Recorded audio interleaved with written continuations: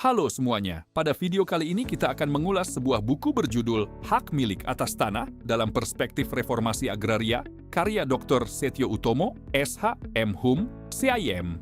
Dr. Setio Utomo dikenal sebagai akademisi dan praktisi di bidang hukum yang memiliki perhatian pada hukum agraria, pertanahan, serta kebijakan publik.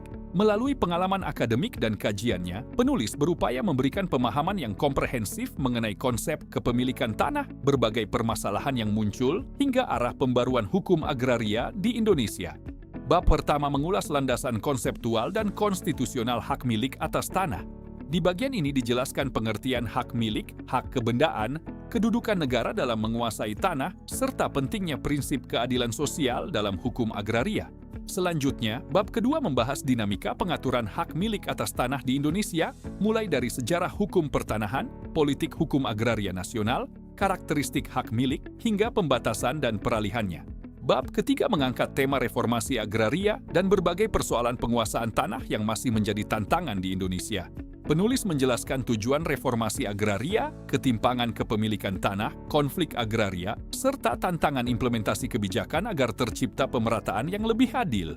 Pada bab keempat, pembaca diajak memahami berbagai dinamika hak milik atas tanah, seperti problematika normatif, hubungan antara hak individu dan fungsi sosial, perlindungan hukum bagi pemegang hak, hingga dampak globalisasi terhadap struktur kepemilikan tanah.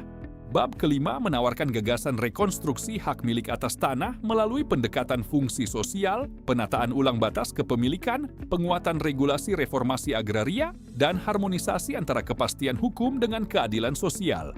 Sementara itu, bab keenam membahas implementasi inovasi dan proyeksi pembaruan hukum agraria, termasuk transformasi kelembagaan, integrasi kebijakan pembangunan nasional, serta arah pengembangan hukum agraria di masa depan.